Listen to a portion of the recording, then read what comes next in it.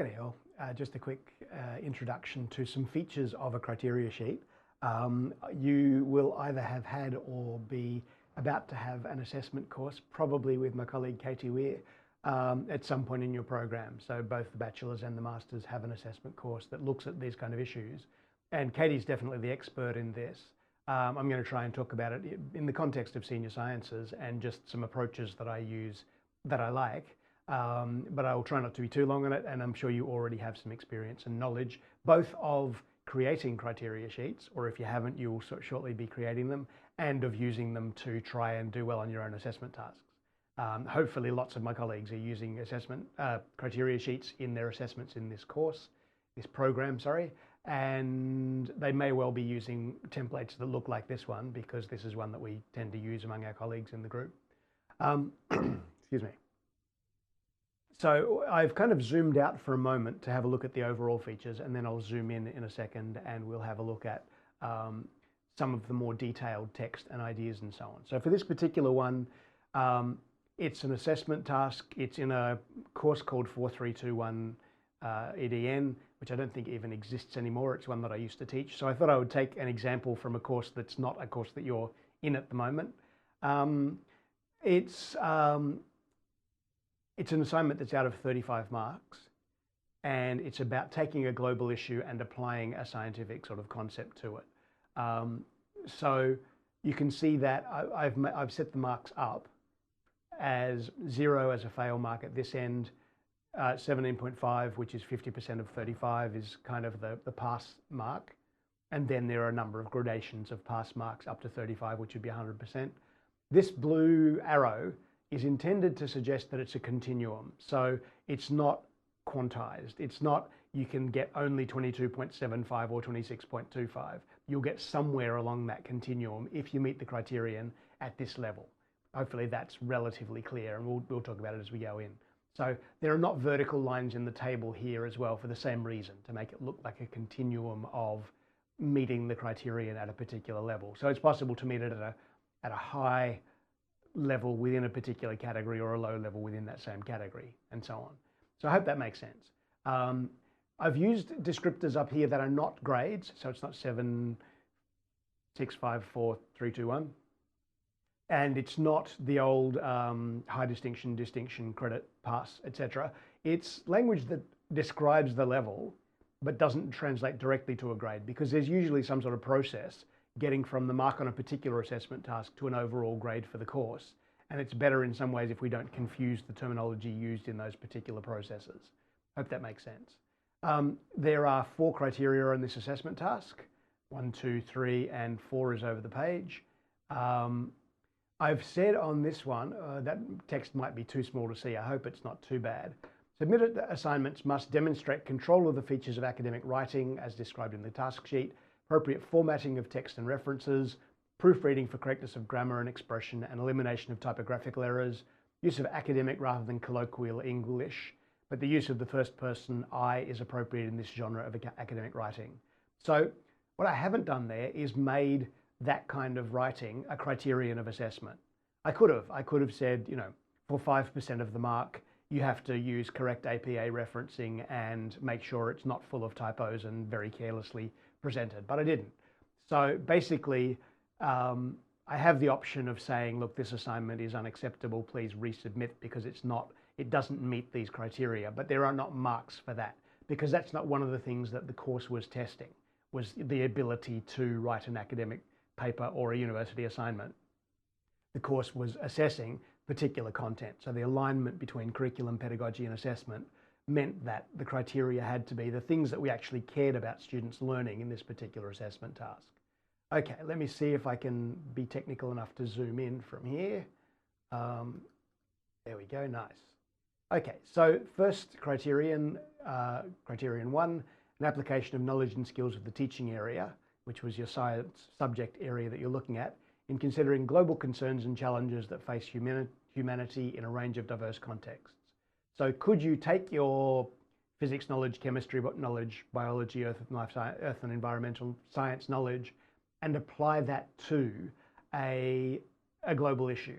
whether it be the proliferation of plastics in the environment, whether it be climate change, whether it be disease pandemics, whether it be energy and how we're going to manage energy in the context of climate change, whether it be running out of helium or various other rarer elements that we use for various industrial purposes. So there's a range of kind of global issues. So could you apply it?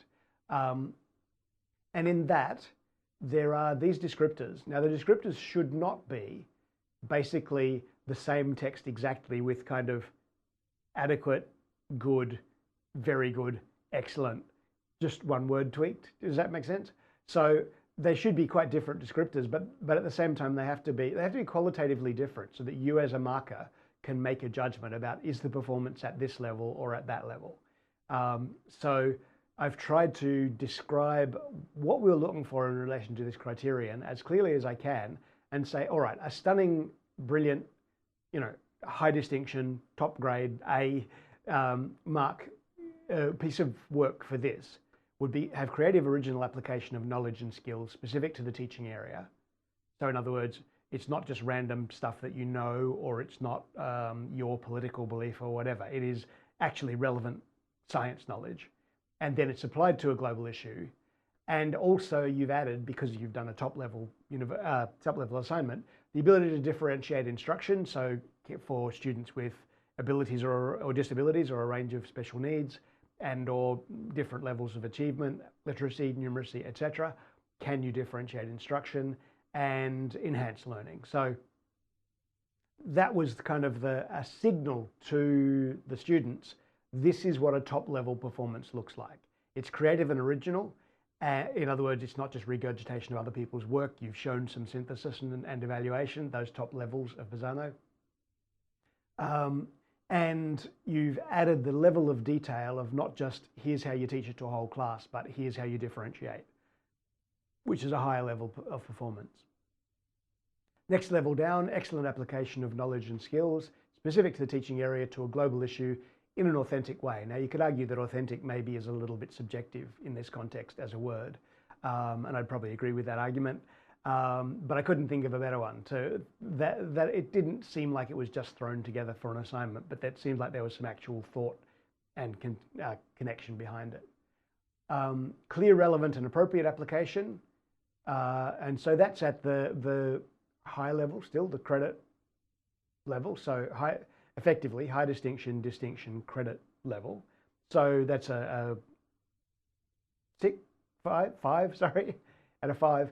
And the other thing I would keep saying is that a 5 is a very decent mark. You shouldn't expect to be getting all 7s all the time. I know some people do. Anyway, that's another rant for another time. Actually, while we're on this though, the criteria sheet will tell you how you've done. You should be able to judge for yourself, okay, this assignment is this level for this criterion, that level for that criterion, and so on. So if it comes back and the mark is not what you hoped for, then coming to me and saying, or your course convener or your tutor and saying, I worked really hard on this, that's not an argument. Coming to us and saying, I usually get 7s, that's not an argument either. What is an argument is saying, have a look at the criteria sheet. You said that I met this criterion at this level. I argue that I met it at this higher level, and here's my evidence for that contention. That's an argument. That's something you can do to change your grade if you don't like your grade, is really know the criteria sheet, know what level you've worked at. And we do sometimes make mistakes in marking. We sometimes are marking at 2 a.m. on insufficient coffee. So if we've made a mistake, we are not going to be resentful if you come and tell us. But don't do it as a whinge. Do it as a professional activity of you going, here's my strong, professional, well-constructed argument for why I believe I've achieved at a level higher than you've actually marked me for. Okay, that is a kind of a digression, but hopefully a useful one across all of your courses and across all sorts of things. At the satisfactory level, a pass, a 4, is just getting through. It's, yeah, this is all right. You've just barely made it over the hurdle and it rocked a little bit at the time. So, relevant but limited application to the issue. And the fail grades, deeply flawed or irrelevant. You've applied Just trying to think of a good example. Um, you've applied discussions about the kind of fuel used in racing cars to a discussion of using a hydrogen economy to improve or to reduce emissions from transport in heavy industry in Australia. You know, both of those things are real things, but they're not well related to each other. So if that was the case, that would be a poor assignment, and that would be a failing assignment on this particular criterion. Or the real serious fail is if you haven't even tried. If you basically have just talked about your scientific knowledge without even including a global issue in an assignment that's basically called writing about a global issue. So that's that really lowest level. Now, I won't go through all of the criteria in that same level of detail. You get the idea of what it looks like at different levels. So, criterion 2, this thing's trying to help by jumping pages, which is unhelpful. Okay, I'm just going to go to criterion 4 because I can't get it to sit still for me. Coherent understanding of the issue under investigation. So how coherent is your argument? Is it just a bunch of stuff thrown together randomly that doesn't really hang together? Or is there a structure? Is it clear and argued? Detailed and rich understanding, high quality, deep understanding, appropriate evidence, appropriate but superficial. So it's on topic, but it's weak. That's your pass. That's your squeaking through. You know, you've kind of shown the knowledge, but it's shaky. And then the fail grades,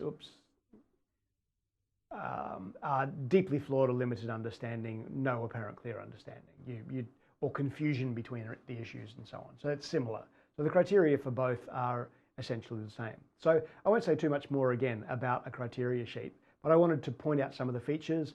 Under the new syllabus, you won't use a criteria sheet for the data test because it's a test, so there'll be right and wrong answers. In your data test, there'll be questions at a range of different Mazzano levels. So the students need to demonstrate their success at each of those levels. You won't use it in the final exam for the same kind of reasons. It's an exam and it's externally marked, so you won't even be creating it or marking it. But you will for the science experiment, which is 20%, and for the science investigation, which is 20%. You will need criteria sheets and the ability to mark work and clearly demonstrate to students, well, to give them the criteria sheet before the assessment as part of the assessment task so that they're working to it, and then to give them feedback once they've completed the task to show at what level they've met it across the different criteria. The other thing is, I guess, weighting of criteria. In this case, there were 4 criteria and they were each equally weighted. You could weight some more heavily than the other. So if I felt that it was much more important to have included a global issue, I could have said, all right, that's 40% and the other 3 criteria are 20 each, and so on. That just, slightly complicates the adding up of the final grade, but, spreadsheets are wonderful things for that kind of stuff, or you can just equally weight all of the criteria and just count up how many they got in each of the criteria. Hope that's helpful. Thanks a lot.